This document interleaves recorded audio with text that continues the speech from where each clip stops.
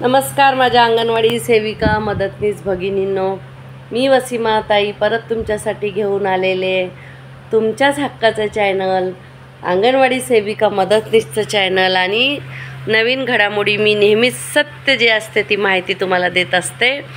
कुणाच्याही दबावाखाली किंवा घाबरून कधी खोटी माहिती तुम्हाला दिलेली नाही। आणि तुम्ही पण माझी वाट बघता प्रत्येक शनिवारी। मला पण तुम्हाला बोलायचं असतं आणि तुमच्याशी संवाद साधायचा असतं। खूप महिलांचे चांगले चांगले कमेंट येत आहेत सगळ्या महाराष्ट्रातून। खूप मला बरं वाटतं की तुमचे कमेंट वाचून त्याच्यावरच मी व्हिडिओ तयार करते। आज एक दोन मुद्दे महत्त्वाचे जे आहेत त्याच्यावर मी बोलणार आहे तायांनो। तर पण ज्या ताया माझ्या चॅनलवर नवीन आल्यात, प्रथमच बघत आहेत, त्यांनी सगळ्यात आधी चॅनलला सबस्क्राईब करा, म्हणजे पुढच्या शनिवारच्या व्हिडिओची नोटिफिकेशन तुम्हाला येणार।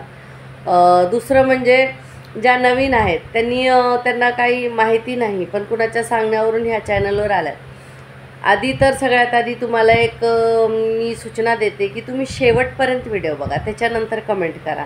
एक दोन मिनिट व्हिडिओ बघून त्याच्यावर आतरंग भत्रंग कोण कमेंट करतं हे मला माहिती आहे, कारण लेकी बोले सुने लागे हे त्यांच्यासाठी बोलाय, त्यांना समजतं आणि लगेच ते लोक कमेंट करतात।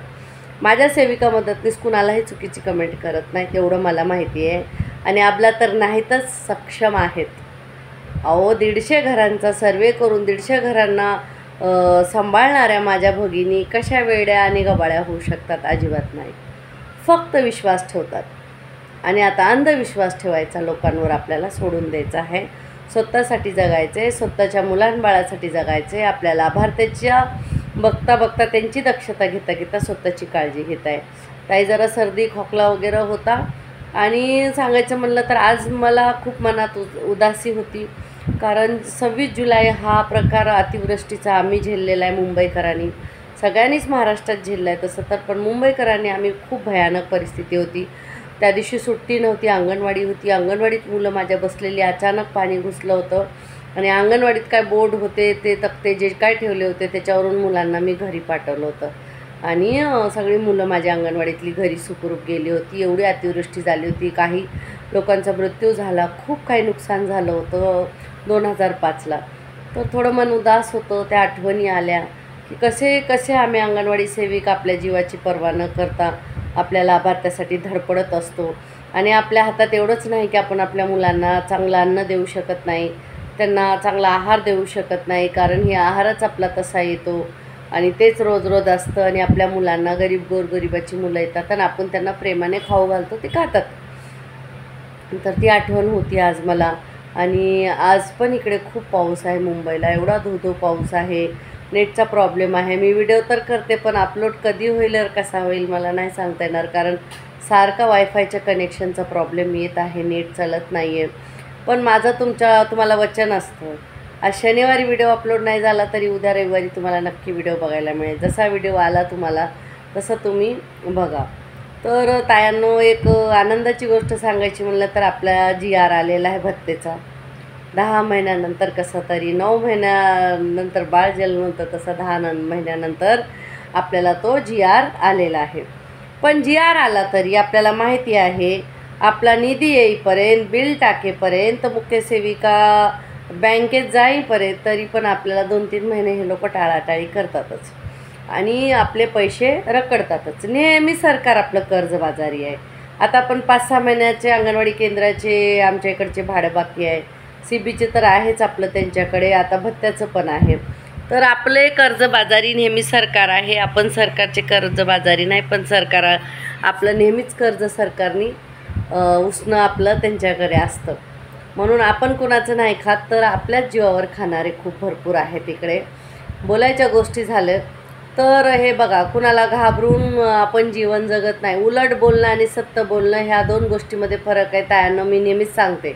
बंद करा हे अबला आहे, बिचारे आहेत आणि काय समजत नाही, सगळं समजतं। सरकार उभा करतोय, सरकार आपल्याला त्यांच्या कामासाठी एवढ्या जबाबदारी देते, मग आपण वेडे म्हणून आपल्याला उभा करतोय का? फक्त आपला विश्वास आहे तो अंधविश्वास सोडून द्यायचा आहे। कुणावर विश्वास करायचा आणि कसा करायचा? कारण कुठे आपल्या भाड्याचे, CBच्या पैशाचे वगैरे घपले झालेले आहेत, म्हणून नीट मोजायचं सरळ किती महिन्याचा आपला भत्ता बाकी आहे, किती महिन्याचं भाडं बाकी आहे। आधी आपला जेव्हा भत्ता 7.5 होता तेव्हा ते 5 येत होतं आपल्याला 500 रुपये. तो आपला 3 महिन्याचं 5 महिन्याचं बाकी आहे. त्याच्यानंतर आपल्याला 2000 भत्ता झालेला. 10 महिने पूर्ण झाले तर माझ्या हिशोबाने 23,000 तर आपले भत्त्याचेच आहेत. भाड्याचे 5 महिन्याचे भाडे बाकी आहे. तर हे जास्ती दिवस झाले आणि आपले पैसे जास्ती झाले की काही ना काही गडबड आपल्या ला होते आणि आपले पैसे कमी भेटतात. तर ही गडबड होऊ द्यायची नाही, हिशोब व्यवस्थित ठेवायचा आणि ऑफिसला विचारायचं. का नाही विचारणार? मुख्य सेविका नोकरी करतायत, ते सरकारचे नोकर आहेत, आपण सरकारचे नोकर नाही. आणि त्यांना प्रश्न विचारायचा आपल्याला अधिकार आहे. आपल्याला हा अधिकार संविधानाने दिलेला आहे, आपला हक्क आहे, आपलं कर्तव्य आहे. आपल्याला विचारायचे की बाबा आमचे हे पैसे का नाही आले. आता भत्त्याचा जो GR आलेला आहे तो तुमच्याकडे सगळ्यांकडे आलेला आहे. मी सबला ग्रुपला पण टाकलेला आहे. तर त्याच्यात काय वेगळं कुणी काय खूप मोठा पहाडा तोडलेला नाही आहे.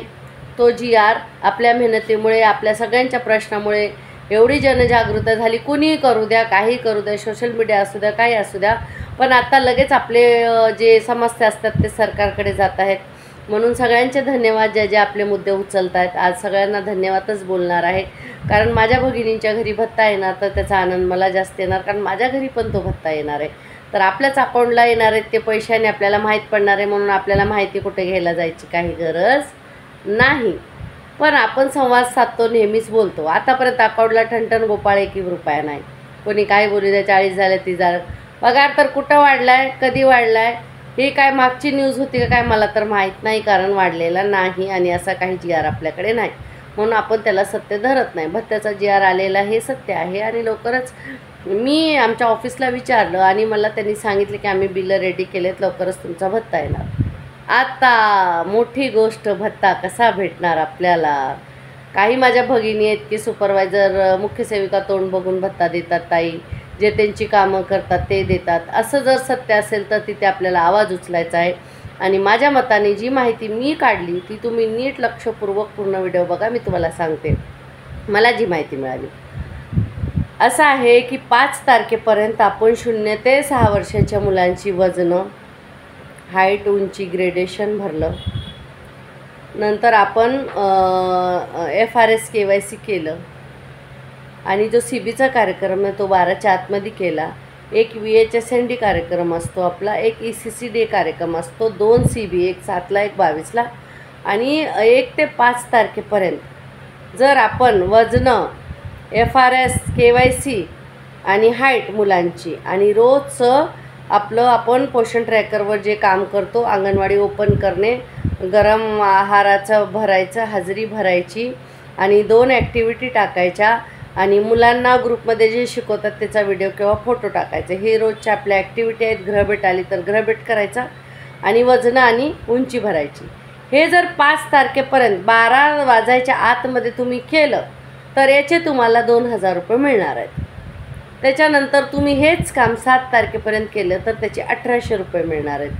हेच काम तुम्ही 10 तारखेपर्यंत केलं तर 1400 रुपये तुम्हाला भेटणार आहेत. 10च्या वरी जी लोक काम करणार आहेत त्यांना मग कमी कमी होत जाणार आहेत. कुणाला 1000 रुपये, कुणाला 500, तर कुणाला 250. आणि सेविका ज्या पद्धतीने पोषण ट्रॅकरवर काम करेन तिचं 100% दाखवीन, त्याचे गुण आपल्या मदतनीसला सेविकेकडून मिळणार आहेत की माझी मदतनीससुद्धा माझ्या कामात सहभागी होती आणि तिला पण भत्ता मिळाला. आपल्याला जेव्हा 2000 मिळणार तेव्हा आपल्या मदतनीसला 1000 रुपये मिळणार. आपल्याला 1800 तिला 900, आपल्याला 14 तिला 7, आपल्याला 1000 तिला 500. हा नियम आहे. हे झालं. त्याच्यानंतर असं आहे की आपली वर्तणूक, वागणूक कशी आहे ऑफिसबरोबर, आपल्या मुख्य सेविका असू द्या, CDPO असू द्या, त्यांच्याबरोबर. तर मुख्य सेविका आपल्याला 10 गुण देणार आहेत ऑफिसकडून. मग त्या 10 गुणावर पण अवलंबून असतं आपला भत्ता, बरोबर आहे त्यानं. आणि आपण 10 गुण मदतनीसला द्यायच्या सेविकेने, त्याच्यावर त्यांचं अवलंबन.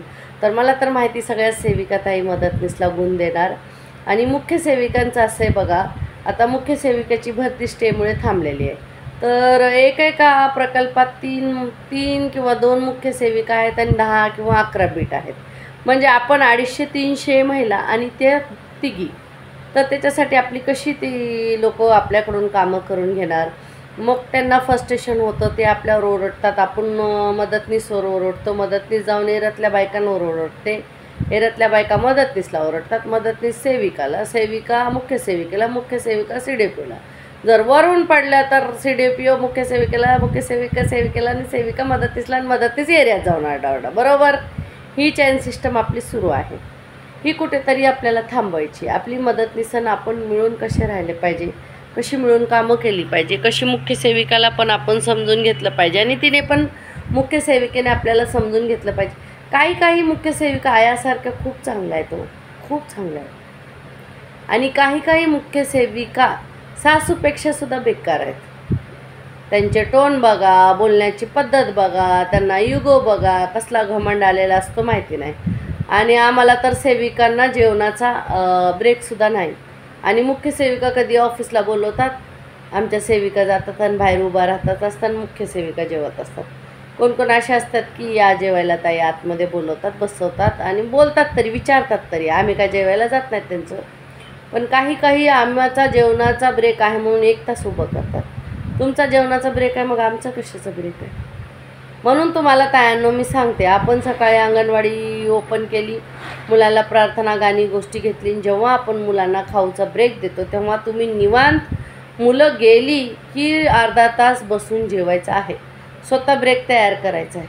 सरकारला नाही समजलं, अंगणवाडी कर्मचाऱ्यांना पोटासाठीच कामाला येतात आणि पोटालाच खायचं नाही. जेवण करायचं अंगणवाडीत व्यवस्थित बसून. सेविका मदतने जवळपास असतील अंगणवाड्या, आमच्या इकडे आता 10 अंगणवाड्या आजूबाजूला येतात. तर जिथे मास्टर असतो सही करायचं, तिथे बसून जेवायचं व्यवस्थित. मग निघायचं गृहभेटीला. गृहभेटी केल्या की घरी जायचं. परत दुसऱ्या दिवशी आल्यावर सकाळी गृहभेटी लिहायच्या. कशाला तुम्ही परत अंगणवाडीत जाता, परत एकटे राहता रानावनात, दूर गावात अंगणवाड्या असतात. आपल्या जीवाची काळजी आपण स्वतः घ्यायची. कधी येऊन मुख्य सेविका तुम्हाला फाशी देते, बघूया मग नंतर काय करायचं ते. वेळ वाढलेली आहे, मान्य आहे. काम करत आहोत, मान्य आहे. पण अंगणवाडीतच थांबून काम करायचा हा नियम कुठं आहे? आपलं पूर्व प्राथमिक शिक्षण झालं, अंगणवाडीची मुलं सोडली, तर आपलं काम कोणतं आहे? गृहभेटीचं आणि एरियातलं आणि रजिस्टर लिहायचं आहे. तर काही महिला आमच्या रजिस्टर घरी घेऊन जातात, मग घरी लिहितात. मग घरचा वेळ देतात, ते वेळ नाही का आमचा? रात्रंदिवस त्या नवऱ्यापेक्षा जास्ती, मुलापेक्षा जास्ती अंगणवाडीचा मोबाईल आहे. कारण ती गृहभेट कधी येते की कधी पण येते बाई. ती तर फिरून रात्री 11ला पण येते, 10ला पण येते, कधी पण. लगेच बटन दाबा, नाही तर आलंच ते प्रोजेक्ट ग्रुपमध्ये की तुमच्या गृहभेटी राहिलेल्या आहेत, तुम्ही वेळेवर का. त्या गृहभेटीला सांगा, ती काय कधी पण येते. आणि पोषण ट्रॅकर मला तर वाटतं काय शनिवारीवरूनच बंद करतात का काय पोषण ट्रॅकर. शनिवारी सगळ्यांना त्रास होतो पोषण ट्रॅकरचा, ओपनच होत नाही.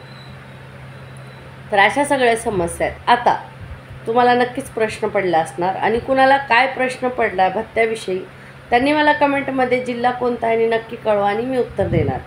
मी तुम्हाला 10 वेळेस सांगितले, जेव्हा मी ह्या चॅनलवर बोलत असते तुमची बहीण, तुमची ताई, अंगणवाडी सेविका म्हणून बोलत असते. नंतर सगळं येतं पद, पाद, पात, पूत, पुते सगळं. फक्त ताई म्हणून आधी माहिती देणार, आणि कुणाला घाबरत नाही. माझ्या संघटनेत पण चुकीचं होत असेल तर मी तिथं पण घाबरणार नाही बोलायला. मी तुमच्याकडून उभी राहणार आहे, आणि तसलं पदपीस सोडायला मी मागं पुढं बघणार नाही जर चुकीचं झालं तर. पण आमच्या संघटनेत माझ्या निर्देशास असं काहीच चुकीचं आलेलं नाही, होत नाही. 36 जिल्ह्याच्या महिला आम्ही जमा झालेलो, एकीची पण तक्रार नाही. कारण तसं नेटवर्क घडवलेलं आहे. 45 वर्षाची आजी आणि 5 वर्षाचं मूल, 2 वर्षाच्या मुलामध्ये फरक असतो का नाही? आणि माझ्यासारख्या रणरागिनी, अरे देगा जुनं ते सोनं असतं. असू द्या, नवीन पण टाईट आलं आहे मार्केटमध्ये. हे आलं आहे, काय बोलतात त्याला, वॉशिंग पावडर वेगवेगळ्या प्रकारची टाईड आलेलं आहे, एरियल आलेलं आहे, कितीतरी कंपन्याची आपल्याकडे वॉशिंग पावडर आलेले आहेत. पण वॉशिंग पावडर निरमा बंद झालं आहे का हो? आउट ऑफ स्टॉक जातं, एवढं विकलं जातं आहे. वॉशिंग पावडर निरमा जसं धुत आहे ना, तसंच वॉशिंग पावडर वसिमासुद्धा आहे तुमच्यासाठी. धुवायला कमी नाही करणार. कोणी असू द्या, किती मोठा असू द्या, आपल्या अधिकारासाठी नेहमी भांडायचे. आणि पहिला झेंडा माझ्या हातात असणार आहे, आणि मी उभे असणार आहे तुमच्यासाठी. कोणी असू द्या, चाल नाही देत भाऊ, हक्काचं खातोय, मेहनतीचं खातोय. अरे जेव्हा तुम्ही आमचे प्रश्न अंगणवाडीचे उचलता तेव्हा कोणते आमदार खासदार आपापसात आपल्यासाठी भांडतात का तायांनो? नाही. जाती, धर्म याच्यावर भांडणार, भाषा, याच्यावर भांडणार. दुसरं काय, को तू छोट्या जातचा मी मोठ्या जातचा, ना तू ह्या धर्माचा ना त्या धर्माचा, याच्यावर भांडतात. शिक्षणासाठी कोण भांडलेलं बघितली तुम्ही? अंगणवाडी सेविकेच्या अधिकारीसाठी कोणी भांडलेलं बघितलं तुम्ही? जेव्हा ह्यांची वेळ येते, कोणत्याही पार्टीचा आमदार असू द्या, कोणत्याही पार्टीचा खासदार असू द्या, ह्यांना पेन्शन, ह्यांना भत्ता, ह्यांचं मानधन, ह्यांचा पगार, ह्यांचा निधी, तेव्हा अजिबात भांडणं होत नाहीत. कसं मिळून तुम हम साथ चले, सगळी मिळून काय मस्त जी आर काढतात स्वतःचा. तेव्हा का भांडत नाही? भांडतात का? आपल्याला येडं बनवतात, मामा बनवतात. आपण बनायचं नाही. आपण वेड्या नाहीत, आपण हुशार आहे. सगळ्यांना सगळं माहिती आहे. आपल्या एवढा समाजातला कम्युनिटी लेवलचा कुणाला पण नॉलेज नाही. असे ॲग्रेसिव्ह पॅरेंट्स असतात, त्यांचे बिचाऱ्यांची चूक नाही. महागाई आहे, मुलं सकाळी सोडून जातात, रात्री येतात. मग त्या मुलाबाळांना एक मोठी बहीण असते घरात, ती बघणार. खायला घरात नाही, आज कमवलं तर संध्याकाळी पैसे आले तर मग ती लोकं काय आपल्याला या या या म्हणून डोक्यावर बसवणार का? थोडंसं आपल्याला ॲग्रेसिव्ह बोलणार. आपल्याला सवय झाली, मग आपण प्रेमाने बोलतो. जर FRSC KYC करायला प्रॉब्लेम होत असेल, कोणत्या लाभार्थ्याच्या घरी झालं, तर थोड्याच आपल्याला बोलायची पद्धत बदलायची आहे. मला खूप दुःख झालं आहे माझ्या भगिनीला. कुणाला कुठं मारलं, कुठं हाकलून लावलं, कुठं शब्द नीट वापरले नाहीत, अपमानासारखं वाटलं. त्यानं त्यांची पण चूक नाही. आपण देतो काय त्यांच्या घरी जाऊन? त्यांना प्रेम दिलं, प्रेमाने काम होतात. तर आधी जा, दादा ताई घरी आहात का? थोडं पाणी देतं का प्यायला? बसू का तुमच्या वाट्यावर? हे बघा, असं सरकारकडून आलेलं आहे. मी काय माझ्या घरी येऊन तुम्हाला हे काम सांगत नाही. पुढं काही सुविधा जर आल्या तर तुम्हाला नाही भेटल्या तर मलाच वाईट वाटेल. म्हणून तुम्ही KYC करून घ्या. तुमच्या चेहऱ्याचा मला फोटो घेऊ द्या आणि व्यवस्थित बोलून त्यांच्याकडून फोटो घ्यायचा आहे. एवढं प्रेमाने बोललं की ती लोकं एवढी चांगली असतात. चहा ठेवू का ताई तुमच्यासाठी थोडं, असं बोलणार. बघा, थोडं बोलणं आपल्याला बदलायचं. आपण काय करतो, का आपल्याला एवढा प्रॉब्लेम होतो? आपण सकाळी लवकर उठतो, मग नवऱ्याचा डब्बा, मुलाचा डब्बा, घरची कामं सगळी उरकून जाण्याच्या चक्करमध्ये आपण काय करतो, 2 घोट चहा पितो आणि काहीतरी खात नाही. मग तिथे गेले की 30-40 मुलं चहा हेल्परच्या वेगळंच घरानं.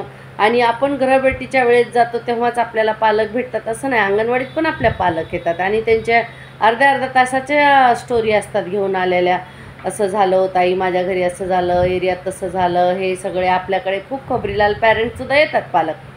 मग ते ऐकतो आपण. त्या घरभेटी नाही झाल्या का आपल्या? घरभेटीला आम्ही जाण्यापेक्षा घरच आमच्याकडे भेटीला येतं ना.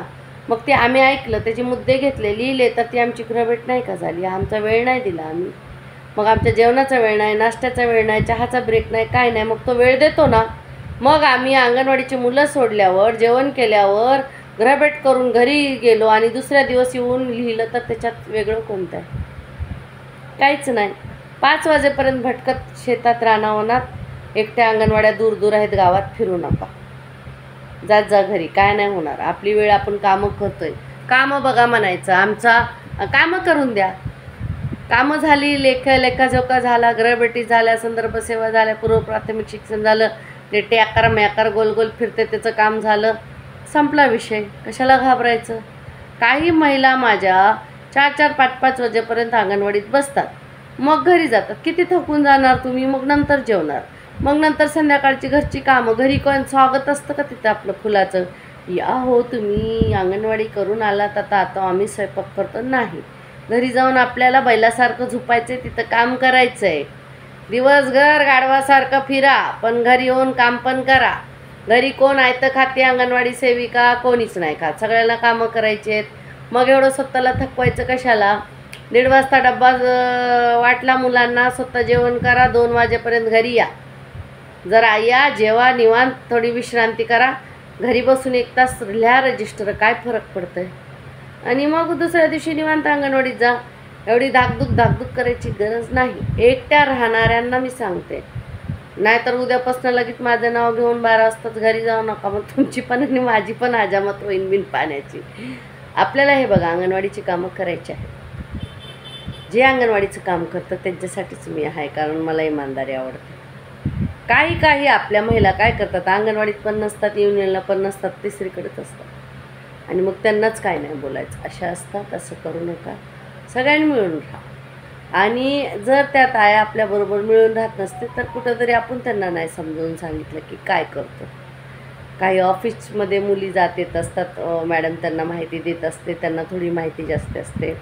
काही युनियनचे लीडर असतात, त्यांना तिकडून माहिती मिळत असते, त्यांच्याकडे माहिती जास्त येते.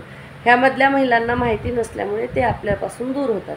त्यांना बसून माहिती द्या, काय काय चाललं आहे, कसं होणार आहे पुढे, कसं करायचं आहे.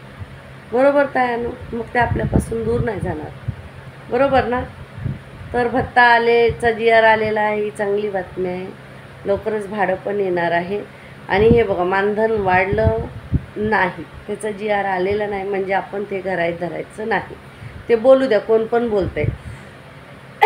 तसं तर यूट्यूबवर आपण 50,000ची मालिका आहेत. बोलणाऱ्या खूप आहेत की वाडा वाडा वाडा वाडा वाडा वाडी यूट्यूबवर. त्यांना काय होत नाही. यूट्यूबवरून पगार वाढत नाही, व्हॉट्सअपवरून GR येत नाही. GR प्रत्यक्षात ऑफिसला येतो, मग ऑफिसकडून भत्ता निघतो आणि आपल्या अकाउंटला आल्यावर आपल्याला माहीत पडतं वाढला का नाही वाढला. पण केंद्र सरकारने खरंच आपलं पगार वाढवावा आणि शासकीय दर्जा देऊन टाकावा आणि सगळीच कामं एकत्र होतात आपल्याला, सगळीच. काही गरज आहे का दुसऱ्या वस्तूची? चतुर्थ श्रेणी दिली, झालं सगळं.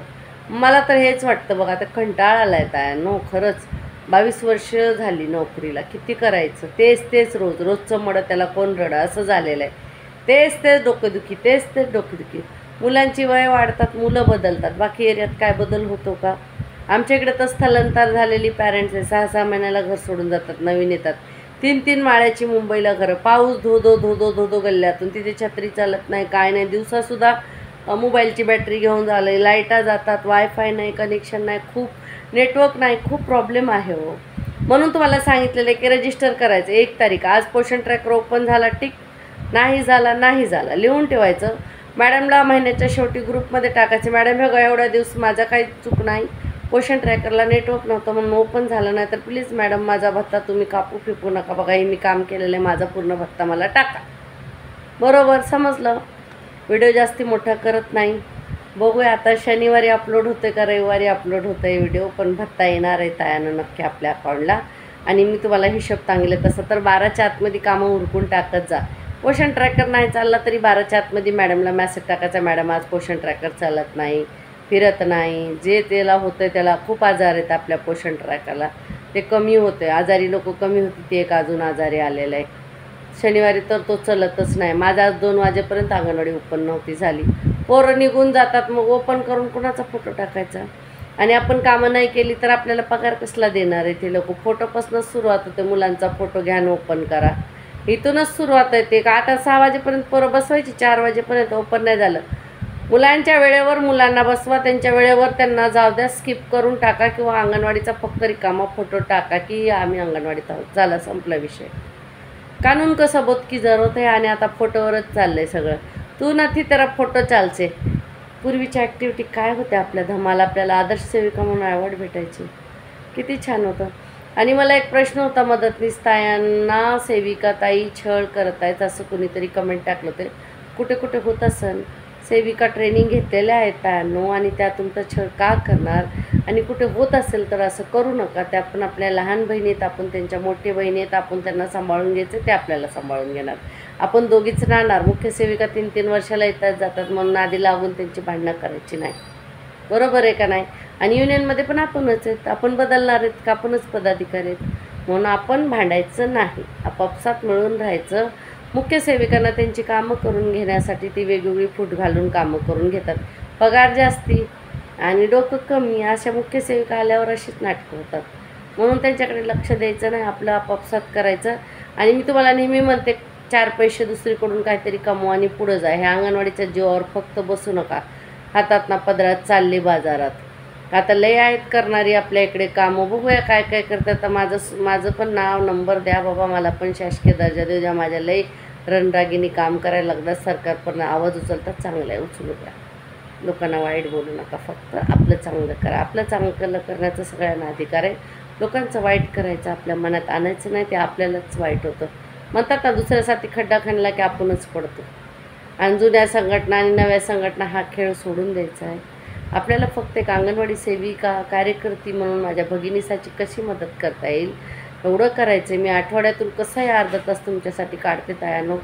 खूप मॅनेज करावं लागतं मला, खूप कामं असतात. माझ्या घरी काय सून नाही, मुलगी लग्न होऊन गेली, पोरं आहेत, घरची कामं, अंगणवाडीची कामं, अजून NGOची कामं, अजून दुसरी 2 पैसे कमवायचे, छंद महिलांना कुठेतरी 2 पैसे मिळावं त्याचा नाद, बचत गट निर्मिती कर, हे ते माझं चालत असतं काम.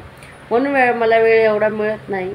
आणि मी म्हणून माझ्याविषयी बोललेले की मी संघटनेत अंगणवाडी सेविका म्हणून फुल डे काम करू शकत नाही, कारण माझी अंगणवाडी असते, मला अंगणवाडी चालवावी लागते. प्रत्यक्षात यूट्यूबवरून माझी अंगणवाडी नाही चालत, मला जावं लागतं. युनियनची कामं असली तर आम्ही CL घेऊन जातो, सुट्ट्या घेऊन जावं लागतं, कारण त्याला माफी नाही. बरोबर आहे, आपण सरकारची पगार घेतो, मग आपल्याला राहावंच लागेल ना अंगणवाडीत. म्हणून मी माझ्याविषयी बोललेले की मी फुल डे युनियनचं काम करू शकत नाही, म्हणजे अंगणवाडी सेविका मदतीच नाही करू शकत, ते सत्य आहे. कुणी त्याचा कसा अर्थ लावायचा आणि कसा अर्थ घ्यायचा त्याच्यावरून आहे. बघा, इकडून मला 9 दिसतं, तिकडून तुम्हाला 6 दिसतं, आपण दोघे बरोबर आहोत. विचाराचे मतभेद असू द्या, मनाचे मतभेद नाही ठेवायचे. विचार कुणाचेच कुणाला जुळत नसतात, पण आपल्याला जुळवून घ्यायचं आहे आणि पुढे चालायचं आहे. उचलू द्या पुरं महाराष्ट्रातल्या संघटनांनी आवाज उचलू द्या आणि कुणाच्याही मुद्द्यावरून आपलं काम होऊ द्या. पण तो जो पहिला खडा असतो ना, पहिला लागलेला, आधी काय सोशल मीडिया नव्हता, संघटनेचे पदाधिकारी घरी घरी जाऊन जागा शोधून देऊन मिटिंगा घेऊन सरकारशी भांडून आपल्याला खूप काही मिळवून दिलेलं आहे, त्याचा उपकार ठेवायचा. 60 रुपयावरून आपण आज 15,000पर्यंत आलो, तर कुणाची तरी आपल्या मागे मेहनत आहे. सरकारने असंच घशात घातलेलं नाही, या तायांनो आणि खा. जर सरकारला करायचं असतं तर आत्ताच केलं असतं. आणि जर संघटना मॅनेज होतात असंच कुणाचं म्हणणं आहे, तर मग बघा आमच्या संघटनेमध्ये किती पॉवर आहे. सरकारसुद्धा घाबरते का नाही, मॅनेज होते आमच्याबरोबर. तर मग संघटनेचं ऐकलंच पाहिजे का नाही. सध्या सभासद संघटनेत व्हा, संघटित व्हा. आपण संघटनेचे सभासद आहे, याची पावती म्हणजे आपले संघटनेची पावती आपल्याकडे आहे का, कोणत्या संघटनेचे सभासद आहेत, हे सगळं आपल्याकडे ठेवा. शासकीय दर्जाची केस आपण कधीही जिंकलो तरी आपल्याकडे पावती असली पाहिजे की या संघटनेनं केस टाकली होती आणि आम्ही केस जिंकलेलो. महाराष्ट्र राज्य अंगणवाडी कर्मचारी संघातर्फे याची केस टाकलेली शासकीय दर्जाची. आता बाहेरची 6 सेवाविषयी दुसरं काम देऊन इलेक्शनच्या ड्युट्याचं खूप प्रेशर देतात, मानधन देत नाहीत, कसंही वागवतात, म्हणून आपण त्याच्यासाठी सुद्धा लढत आहोत. आता सध्या इलेक्शनच्या ड्युट्या कॅन्सल केलेल्या आहेत आणि केस टाकणार आहेत की आम्हाला बाहेरची कामं द्यायची नाही, आमच्या 6 सेवा आम्ही करणार, याच्या व्यतिरिक्त एकही काम करणार नाही. कारण तुम्ही 1 रुपया वाढून देता का, मग आम्ही का करायचं.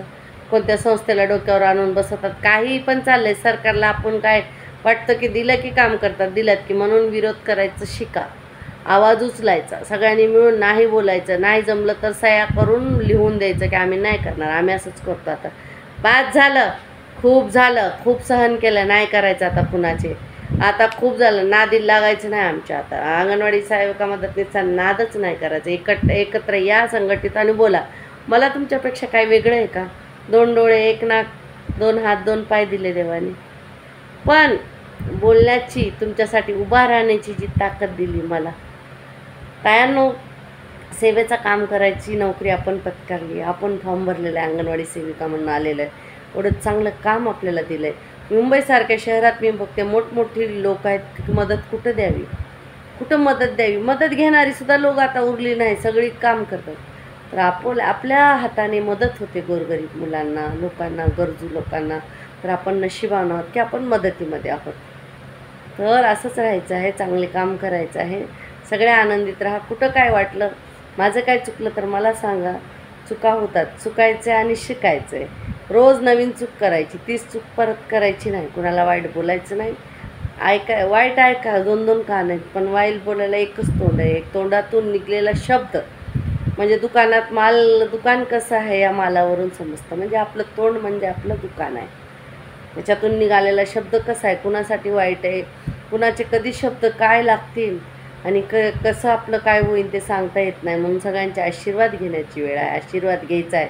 कारण सरकारला आपलं पडलं नाही, पण आपण स्वतः सगळ्यांनी 2 लाख महिला एकत्र होऊन आवाज उठवला तर आपला नक्कीच आवाज गेलेला आहे संसद भवनमध्ये आणि तिथे हालचाल सुरू झालेली आहे आणि लवकरच काहीतरी गोड बातमी येईल. म्हणून चांगला विचार करा, सगळ्यांनी सकारात्मक राहा, आनंदी राहा आणि व्हिडिओ पूर्ण बघत जा आणि मग नंतर कमेंट टाकत जा. कोणत्या जिल्ह्यातून प्रोत्साहन भत्त्याविषयी काय तुम्हाला वाटतं, पोषण ट्रॅकरचं काय, FRS KYC बंद करा म्हणून संघटनेकडून केस टाकत आहोत आणि तो न्यायाधीश ठरवेन की हे योग्य आहे का अयोग्य आहे आणि त्याच्यावर बंद होईल का चालू होईल हा न्यायाधीश ठरवणार आहे. आता ह्याच्यामध्ये CDPO, मुख्य सेविका, महाराष्ट्र सचिव वगैरे काय नाही. ही केंद्राची योजना आहे, केंद्राने आणलेली आहे, म्हणून ती आपल्याला करायची आहे. पण हळूहळू आरामात. आता 1 तारीख येत आहे, प्रेशर वाढत आहे.